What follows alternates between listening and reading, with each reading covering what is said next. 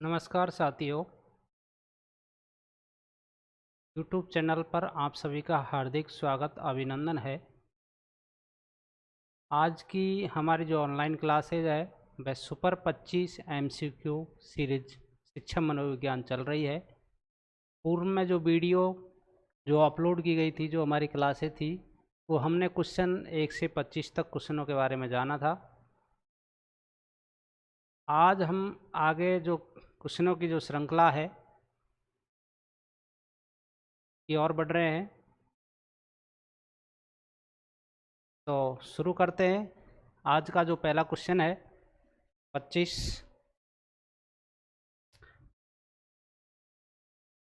नमस्कार, सभी साथी जुड़ जाइए। सभी का ऑनलाइन क्लासेज में आपका स्वागत है, अभिनंदन है। सभी को नमस्कार, प्रणाम, राम राम, जय श्री राधे।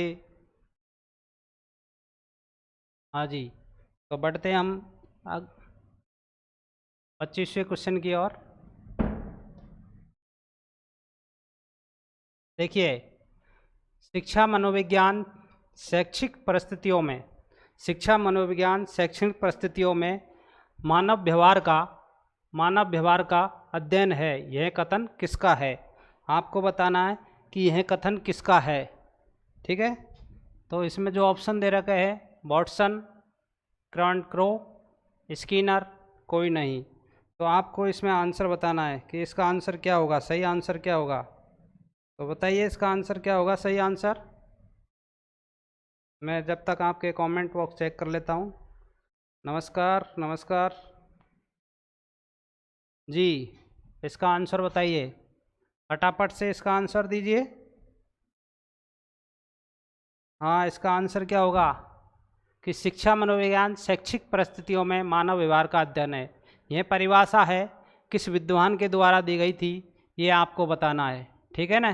तो इसकी परिभाषा वॉटसन, स्किनर या क्रॉ या कोई नहीं, यानी इनमें से कोई नहीं। तो इसका आंसर क्या होगा, बताइए इसका आंसर क्या होगा।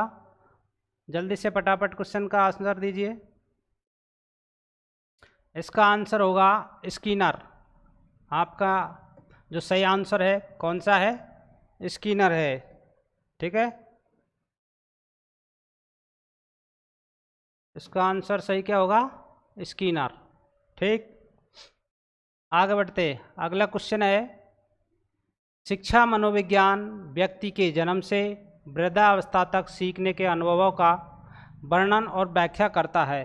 क्या करता है, वर्णन और व्याख्या करता है।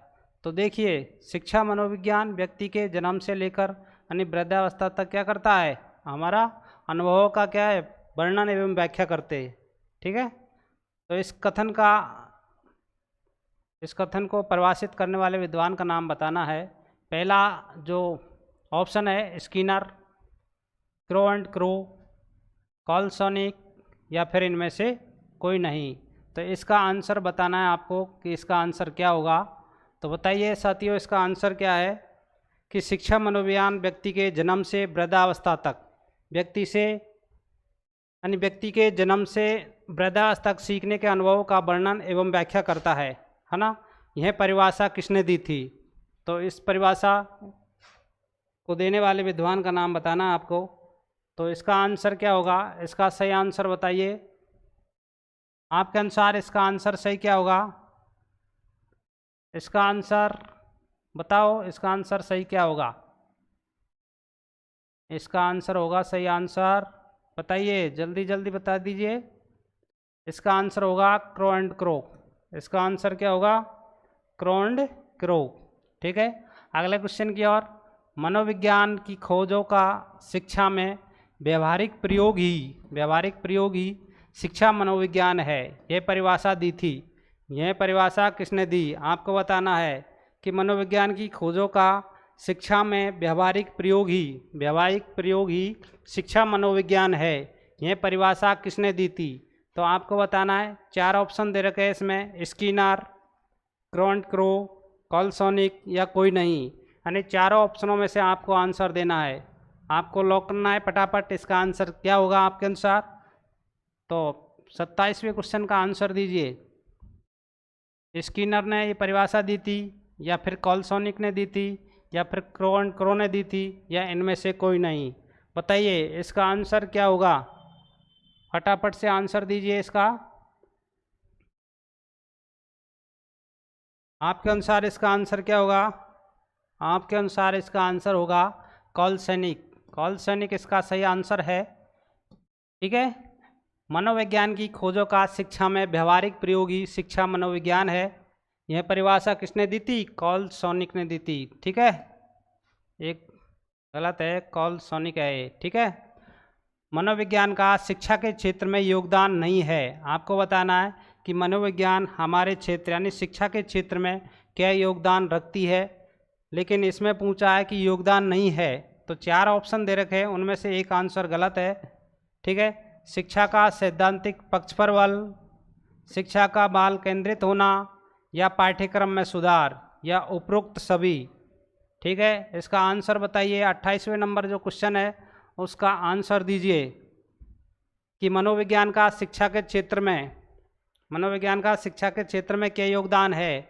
तो आपको बताना है इसका शिक्षा के क्षेत्र में क्या योगदान है कि शिक्षा का सैद्धांतिक जो पक्ष है उस पर बल, या फिर शिक्षा बाल केंद्रित होना, या पाठ्यक्रम सुधार।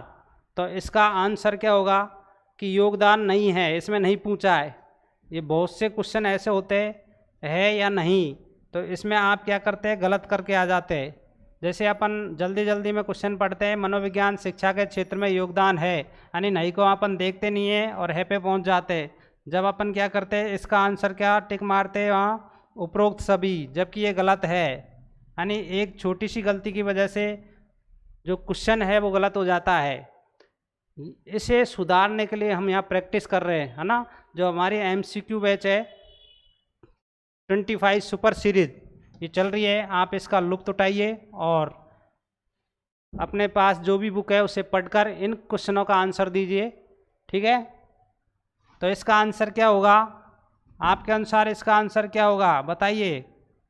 इसका सही आंसर है कि शिक्षा का सैद्धांतिक पक्ष पर बल। ये गलत है कि शिक्षा का सैद्धांतिक पक्ष पर बल नहीं है, ये सही आंसर है इसका। ठीक है, कि शिक्षा मनोविज्ञान शिक्षा क्षेत्र में योगदान नहीं है। ठीक है। मनोविज्ञान का शिक्षा के क्षेत्र में यानी एक बाल केंद्रित होनी चाहिए। मनोविज्ञान कहता है कि शिक्षा बाल केंद्रित होनी चाहिए और पाठ्यक्रम भी सुधार होना चाहिए। ये इस पर बल देता है कौन? मनोविज्ञान।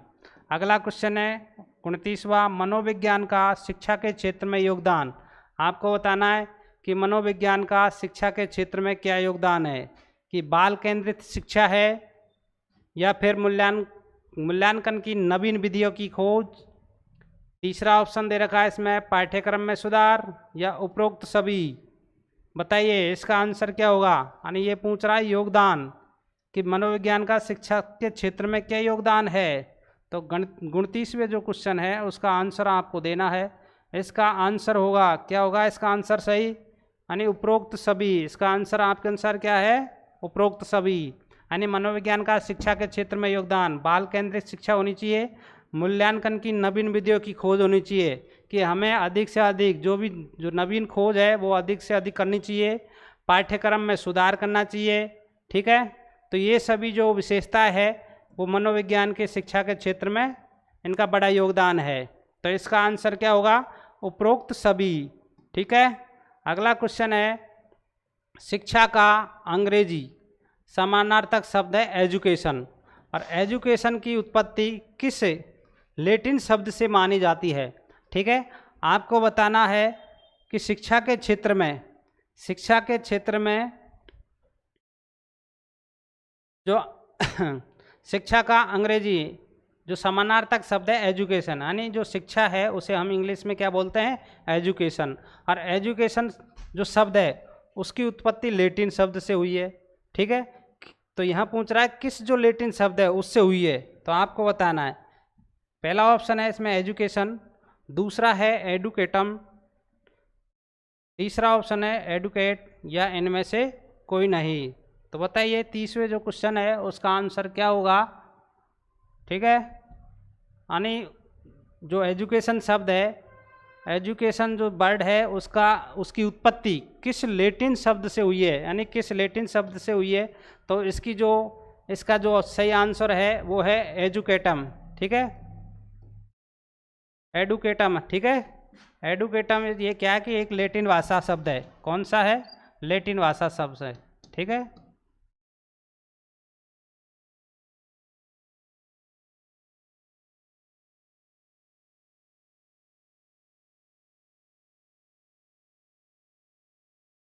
ठीक है, अगले क्वेश्चन की ओर बढ़ते हैं।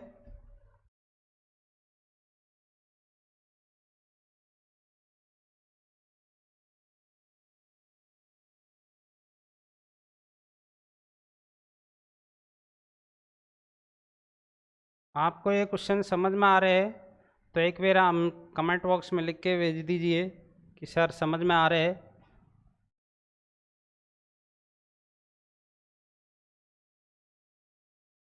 क्वेश्चन एकदम आए हुए क्वेश्चन है, जो पिछली जो एग्ज़ाम है उनमें कहीं न कहीं आपको देखने को मिले थे, तो हम उन्हीं का अध्ययन करने को जा रहे हैं। ठीक है,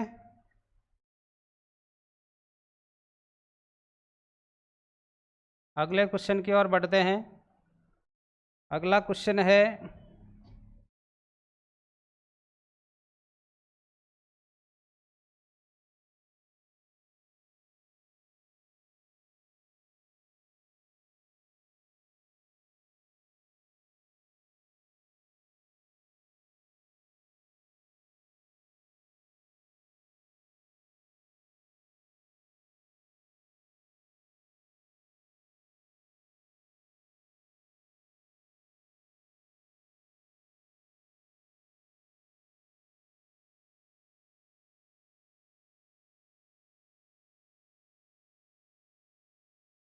28 क्वेश्चन हो गए थे अपने।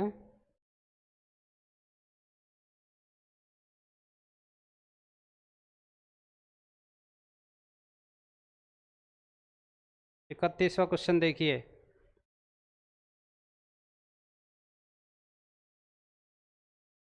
31वां क्वेश्चन देखिए, एजुकेशन शब्द किन दो शब्दों से बना है? एजुकेशन शब्द किन दो शब्दों से बना है? ठीक है,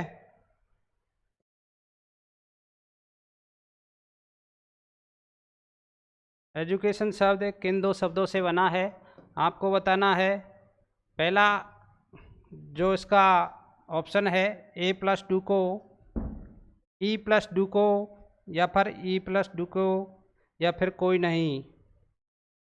इसका आंसर सही क्या होगा? एजुकेशन शब्द किन दो शब्दों से बना है? एजुकेशन शब्द किन दो शब्दों से बना है? तो बताइए इसका आंसर क्या होगा? फटाफट से आंसर दीजिए। इसका आंसर क्या होगा? एजुकेशन शब्द किन दो शब्दों से बना है? ये ई प्लस डुको, यानी दो शब्दों से बना है, ई प्लस डुको से। अगले क्वेश्चन की ओर बढ़ते हैं।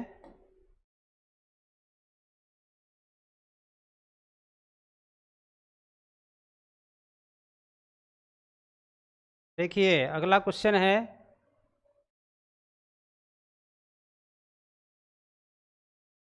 थोड़ा टाइपिंग मिस्टेक है। अगला क्वेश्चन है 33, शिक्षा मनोविज्ञान आवश्यक है, यानी शिक्षा मनोविज्ञान आवश्यक है। तो इसका पहला जो ऑप्शन है वो है शिक्षकों हेतु, छात्रों हेतु, या अभिभावक हेतु, या सभी हेतु। यानी शिक्षा मनोविज्ञान क्यों आवश्यक है, कि शिक्षा मनोविज्ञान क्यों आवश्यक है। 33वां जो क्वेश्चन है उसका आंसर आपको फटाफट देना है कि क्या होगा इसका आंसर। बताइए इसका आंसर क्या होगा? इसका सही आंसर क्या है? छात्रों हेतु, यानी शिक्षा मनोविज्ञान क्या है? आवश्यक है। बताओ क्या होगा इसका आंसर? फटाफट आंसर दीजिए इसका। इसका आंसर होगा सभी, यानी सभी के लिए बहुत ही महत्वपूर्ण है। शिक्षकों हेतु, छात्रों हेतु, यानी शिक्षकों हेतु, छात्रों हेतु व अभिभावक, यानी तीनों के लिए बहुत ही आवश्यक है कि एजुकेशन साइकोलॉजी हमें सभी को पढ़नी चाहिए, यानी सभी के जीवन में सुधार लाती है, व्यवहार में परिवर्तन लाती है। ठीक है, शिक्षा मनोविज्ञान का योगदान है, यानी शिक्षा मनोविज्ञान का क्या योगदान है। पहला ऑप्शन अनुशासन हेतु, बाल विकास के ज्ञान हेतु, बाल विकास के ज्ञान हेतु, या मूल्यांकन हेतु, या सर्वांगीण विकास हेतु, यानी शिक्षा मनोविज्ञान क्यों आवश्यक है। तो आपको बताना है शिक्षा मनोविज्ञान क्यों आवश्यक है। तो बताइए इसका आंसर क्या होगा, फटाफट कमेंट बॉक्स में लिखिए कि इसका आंसर बताइए, आपका आंसर क्या होगा इसका आंसर।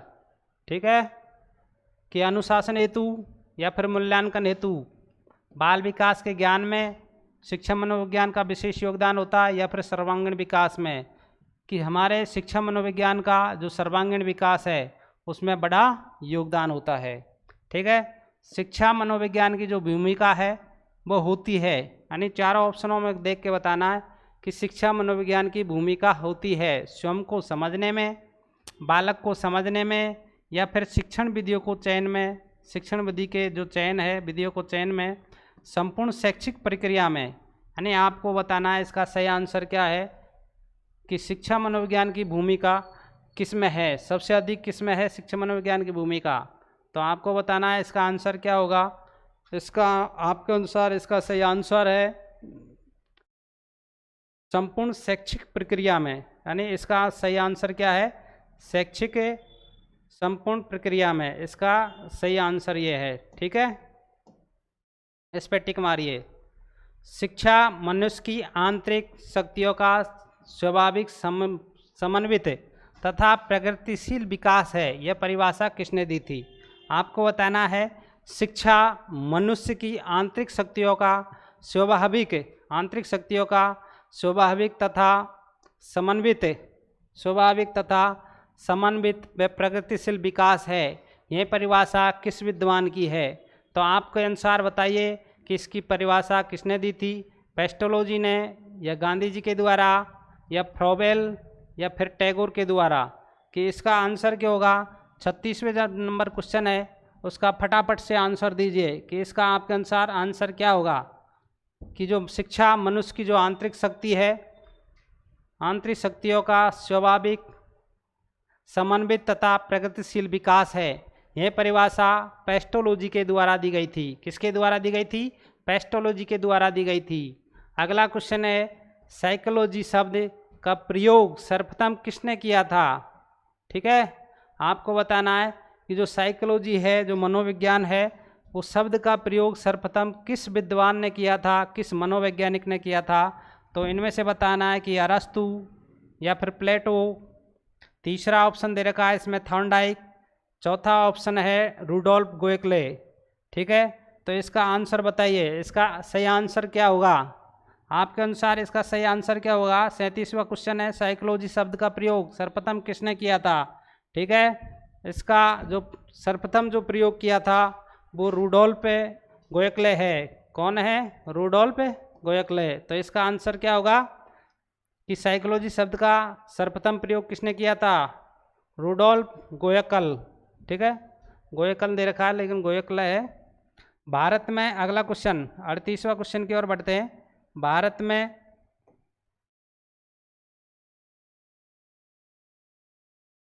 अगला क्वेश्चन है, भारत में प्रथम मनोवैज्ञानिक जो प्रयोगशाला है वो स्थापित हुई थी। यानी आपको बताना है कि भारत में सर्वप्रथम जो प्रयोगशाला है वो कहाँ हुई थी, बताइए। कि हमारे देश में जो प्रथम जो मनोवैज्ञानिक जो प्रयोगशाला है वो कलकत्ता विश्वविद्यालय या फिर इलाहाबाद विश्वविद्यालय, दिल्ली विश्वविद्यालय, या इनमें से कोई नहीं। आपका इसका सही आंसर लिख के भेजना है कि इसका सही आंसर क्या होगा। मैं आपके आंसर का इंतज़ार कर रहा हूँ। बताइए दोस्तों इसका आंसर क्या होगा।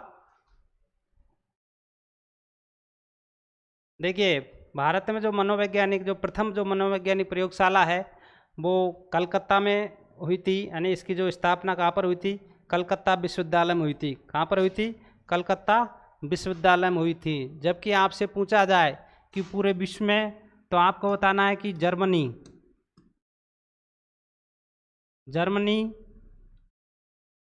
के लिप्जिग नामक जो शहर है, लिपजिंग नामक जो शहर है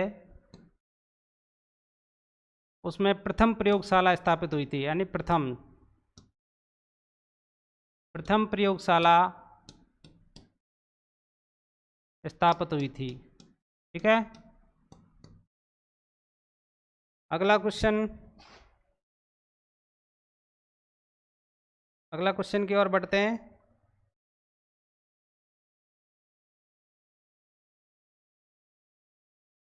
अगला 39वां क्वेश्चन है, भारत में प्रथम मनोवैज्ञानिक प्रयोगशाला किसने स्थापित की थी। अगला क्वेश्चन है कि भारत में प्रथम मनोवैज्ञानिक जो प्रयोगशाला है वो किसके द्वारा स्थापित की गई थी, यानी गांधी जी के द्वारा या अर्चना दुबे के द्वारा या फिर उमा चौधरी या फिर एम.एन. सेन गुप्ता के द्वारा। यानी भारत में जो प्रथम जो प्रयोगशाला स्थापित की गई थी वो किस मनोवैज्ञानिक के द्वारा स्थापित की गई थी, किस व्यक्ति के द्वारा स्थापित की गई थी, जो आपको बताना है। 4 ऑप्शन दे रखे हैं इसमें कि गांधी जी के द्वारा, उमा चौधरी के द्वारा या फिर एन.एम. सेन या अर्चना दुबे। तो इसमें से सही आंसर क्या होगा, इसका सही आंसर दीजिए। इसका सही आंसर होगा एन.एन. सेन गुप्ता। ठीक है, इसका आंसर क्या है, एन.एन. सेन गुप्ता है। ठीक है, अगला क्वेश्चन 40वां क्वेश्चन है, मनोविज्ञान ने सर्वप्रथम अपनी जो आत्मा का त्याग किया था, त्याग यानी ये त्याग है, फिर मन को त्यागा, फिर चेतना को त्याग किया और अब वह व्यवहार के ढंग को है, यानी व्यवहार के रूप में है। तो यह कथन किसने कहा था, आपको बताना है कि सर्वप्रथम आत्मा का त्याग किया, उसके बाद मन का, उसके बाद चेतना का, उसके बाद 20वीं शताब्दी में व्यवहार का मनोविज्ञान कहा गया। तो यह जो परिभाषा है वो किसके द्वारा दी गई थी, आपको बताना है यह परिभाषा किसके द्वारा दी गई थी। तो 4 ऑप्शन दे रखे हैं इसमें, वॉटसन, जे.बी. वॉटसन के द्वारा या फिर वुडवर्थ जी के द्वारा, स्किनर के द्वारा या फिर थॉर्नडाइक के द्वारा।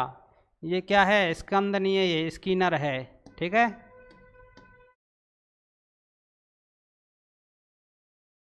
इसका आंसर क्या होगा सही, इसका सही आंसर होगा, इसका सही आंसर होगा वुडवर्थ। क्या है इसका आंसर, वुडवर्थ। वुडवर्थ ने परिभाषा दी थी कि पहले आत्मा का त्याग किया था, किसने, शिक्षा मनोविज्ञान ने, यानी जो मनोविज्ञान है उसने, कि पहले आत्मा का त्याग किया, उसके बाद मन मस्तिष्क का त्याग किया, फिर चेतना का, फिर किस रूप में आई ये, व्यवहार के रूप में, यानी सही ढंग से व्यवहार के रूप में अस्तित्व में आई। ये परिभाषा किसने दी थी, वुडवर्थ ने दी थी। यह परिभाषा बहुत सी जो हमारी जो प्रतियोगी परीक्षा है उसमें पूछा गया है, यानी जो सॉल्व पेपर है, जो पहले आए हुए क्वेश्चन है उन्हीं की हम यहाँ परिचर्चा कर रहे हैं, उन्हीं के बारे में यहाँ विशेष चर्चा कर रहे हैं। ठीक है, अगला क्वेश्चन है 41वां क्वेश्चन, शिक्षा मनोविज्ञान से जानकारी प्राप्त नहीं होती है, यानी आपको बताना है कि शिक्षा मनोविज्ञान से जानकारी प्राप्त नहीं होती है।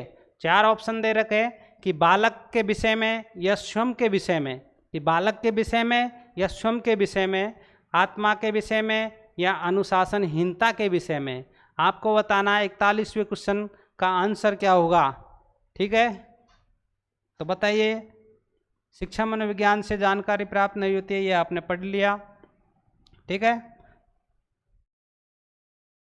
शिक्षा मनोविज्ञान से जानकारी प्राप्त नहीं होती है, बताइए इसका आंसर क्या होगा। इसका आंसर है, हमें किसके बारे में पता नहीं चलता, यानी जानकारी प्राप्त नहीं होती, बालक के बारे में तो पता लगता है, इसलिए हम शिक्षा मनोविज्ञान का अध्ययन करते हैं। स्वयं के बारे में, स्वयं को जानने के बारे में भी, आत्मा के विषय में ये गलत है, ये 16वीं सदी में ये शब्द नकार दिया गया था। ठीक है, उसके बाद में अनुशासनहीनता के विषय में, इसके बारे में हम जानते हैं। ठीक है, इसका आंसर क्या होगा बताइए, इसका आंसर है आत्मा के विषय में। ठीक, अगले क्वेश्चन की ओर बढ़ते हैं। अगला क्वेश्चन है, शिक्षा मनोविज्ञान के विषय क्षेत्र में शामिल नहीं है, यानी शिक्षा मनोविज्ञान जो विषय क्षेत्र है वो कौन सा शामिल नहीं है। जैसे बुद्धिमापन, मूल्यांकन, बुद्धिमापन, मूल्यांकन, बताइए, या फिर अनुशासन या औद्योगिक अध्ययन, इनमें से बताना है कि शिक्षा मनोविज्ञान के विषय के जो क्षेत्र है उसमें शामिल नहीं है। ठीक है, तो बताइए इसका आंसर, सही आंसर क्या होगा? इसका सही आंसर क्या होगा? बताइए इसका सही आंसर। कि विषय क्षेत्र शामिल नहीं है, बुद्धि का मापन, अनुशासन, ये भी सही है, मूल्यांकन या औद्योगिक अध्ययन, यानी औद्योगिक अध्ययन हम शिक्षा मनोविज्ञान में नहीं करते हैं। इसका सही आंसर क्या होगा? औद्योगिक मनोविज्ञान, यानी औद्योगिक अध्ययन, इसका शिक्षा मनोविज्ञान में कोई योगदान नहीं है। यानी 42वें क्वेश्चन का आंसर क्या होगा? फोर्थ ऑप्शन होगा। ठीक है, अगले क्वेश्चन की ओर बढ़ते हैं।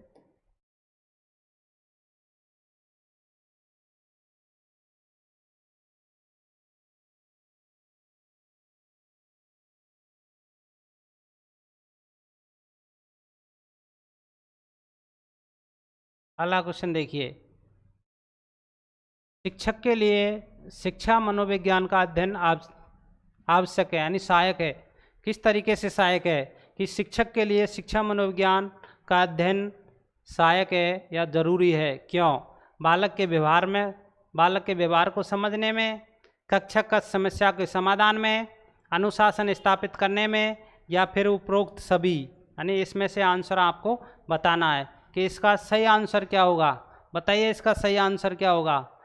कि शिक्षा के लिए शिक्षा मनोविज्ञान, यानी शिक्षक के लिए शिक्षा मनोविज्ञान का अध्ययन आवश्यक है या सहायक है। किस रूप में सहायता करता है?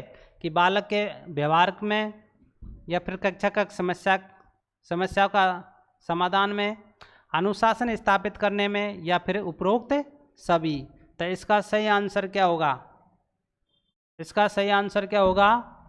बताइए आपके अनुसार इसका सही आंसर उपरोक्त सभी, यानी इसका सही आंसर क्या है? उपरोक्त सभी। यानी शिक्षक के लिए शिक्षा मनोविज्ञान क्यों आवश्यक है? कि बालक के व्यवहार के अध्ययन किया जाता है, कक्ष में जो समस्या है उनका समाधान हम शिक्षा मनोविज्ञान के माध्यम से करते हैं, अनुशासन स्थापित करने में भी हमारा शिक्षा मनोविज्ञान का बहुत योगदान है। यानी सभी जो ऑप्शन है वो सही है, यानी उपरोक्त सभी, चौथा ऑप्शन इसका राइट आंसर है। किस विद्वान ने मनुष्य की अंतर्निहित पूर्णता की अभिव्यक्ति को ही क्या कहा था? शिक्षा कहा था। ठीक है, कि कौन से जो विद्वान है जिन्होंने मनुष्य की जो अंतर्निहित पूर्णता की जो अभिव्यक्ति है, अंतर्निहित पूर्णता की जो अभिव्यक्ति है को ही शिक्षा कहा। तो आपको बताना है, पहला जो ऑप्शन दे रखा है इसमें महात्मा गांधी जी है, टैगोर, वुडवर्थ या विवेकानंद। इसका सही आंसर क्या होगा? बताइए इसका सही आंसर क्या है? इसका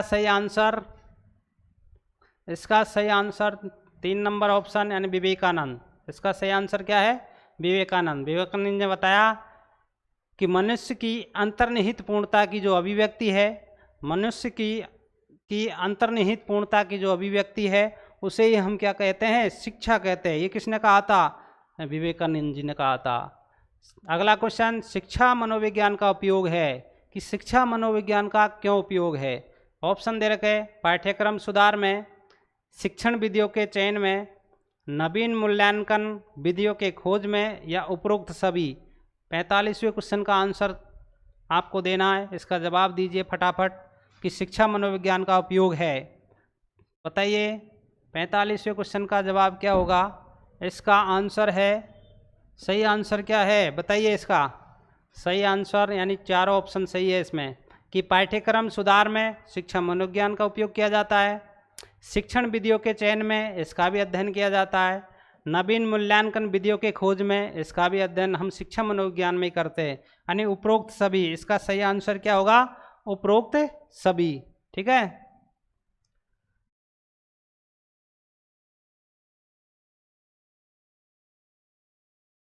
इसका सही आंसर क्या है? उपरोक्त सभी। अगला क्वेश्चन की ओर।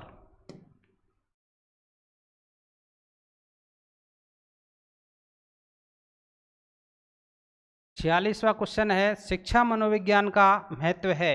यानी शिक्षा मनोविज्ञान हमारे लिए क्यों महत्व है?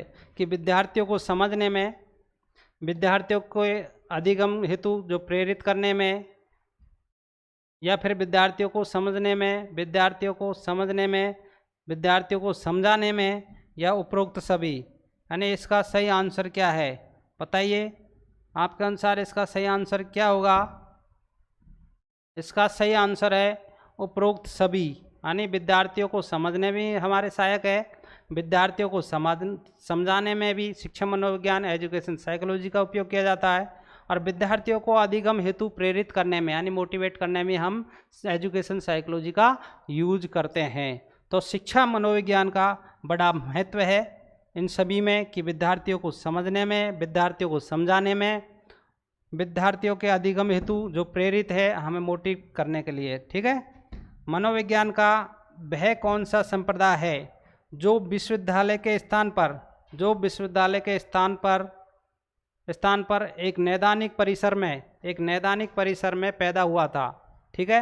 मनोविज्ञान का वह कौन सा जो संप्रदाय है कि जो विद्यालय के स्थान पर एक नैदानिक परिसर में क्या हुआ था? पैदा हुआ था, यानी उसका जन्म हुआ था। तो इसका आंसर क्या है बताइए, इसका सही आंसर क्या होगा? 4 ऑप्शन दे रखे हैं, आप इन्हें पढ़िए और पढ़कर सही आंसर का जवाब दीजिए। ठीक है। देखिए इसमें जो ऑप्शन दे रखे हैं वो प्रकार्यवाद, व्यवहारवाद, प्रेरकीयवाद और मनोविश्लेषणवाद। तो इसका सही आंसर क्या होगा? ठीक है, आपको बताना है इसका सही आंसर क्या होगा कि विश्वविद्यालय के स्थान पर एक नैदानिक परिसर में इसका जन्म होता है। तो इसका सही आंसर क्या है बताइए? इसका सही आंसर है मनोविश्लेषणवाद। ठीक है। सिगमंड फ्राइडे ने एक सिद्धांत दिया था मनोविश्लेषणवाद। ठीक, इन्होंने मन की अवस्थाएं 3 बताई थी, ये हम आगे पढ़ेंगे। अभी हम क्वेश्चन सॉल्व कर रहे हैं। तो अगले क्वेश्चन 48वां क्वेश्चन है 48, खेल की अवधारणा शिक्षा जगत को प्रदान की है, यानी खेल की अवधारणा शिक्षा जगत को प्रदान की है। वॉटसन ने, फ्रोवेल ने, या विलियम जेम्स या जेम्स। बताइए इसका सही आंसर क्या होगा? 48 का जो क्वेश्चन है उसका आंसर क्या है कि खेल की जो अवधारणा है जो शिक्षा जगत में किसके द्वारा प्रदान की गई थी? फ्रोवेल के द्वारा। यानी खेल की जो अवधारणा है वो किसके द्वारा हमें प्रतिपादित की गई, प्रदान की गई थी? यानी फ्रोवेल के द्वारा। इसका सही आंसर क्या है? 48वें नंबर के जो क्वेश्चन है उसका सही जवाब है फ्रोवेल। जीन पियाजे ने बल दिया। जीन पियाजे ने किस पर बल दिया था? संज्ञानात्मक विकास पर, क्रियात्मक विकास पर, या भावात्मक विकास पर, या उपरोक्त सभी। यानी आपको बताना है कि जीन पियाजे ने किस संप्रदाय पर यानी किस पर विकास दिया था, कौन सा जो सिद्धांत है, कौन सा जो नियम है उस पर इन्होंने सबसे अधिक क्या किया था? बल दिया। जीन पियाजे के अनुसार 49वां जो क्वेश्चन है उसका सही जवाब दीजिए। इसका सही आंसर है संज्ञानवाद। ठीक है। संज्ञानवाद की जो अवधारणा किन के द्वारा दी गई थी? जीन पियाजे ने जो संज्ञानवाद की जो अवधारणा है वो जीन पियाजे के द्वारा दी गई थी, यानी संज्ञानात्मक विकास।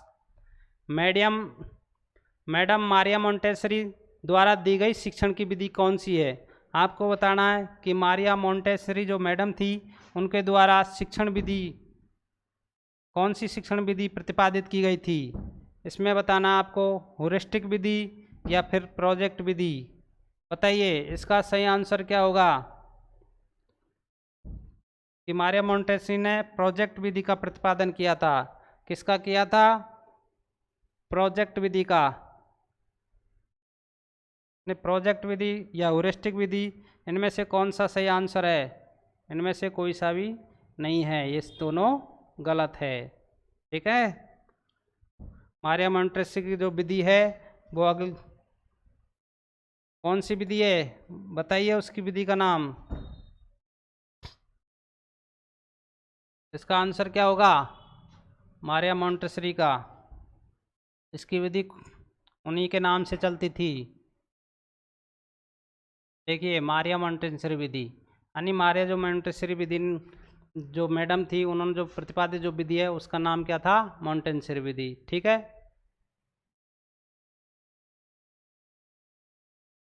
कल हमने 25 क्वेश्चन किए थे, आज भी हम 25 क्वेश्चन कंप्लीट हुए हैं। आगे के क्वेश्चन हम अगले वीडियो में अगली क्लास में लेंगे। आज के लिए इतना ही काफ़ी। जय हिंद, जय भारत।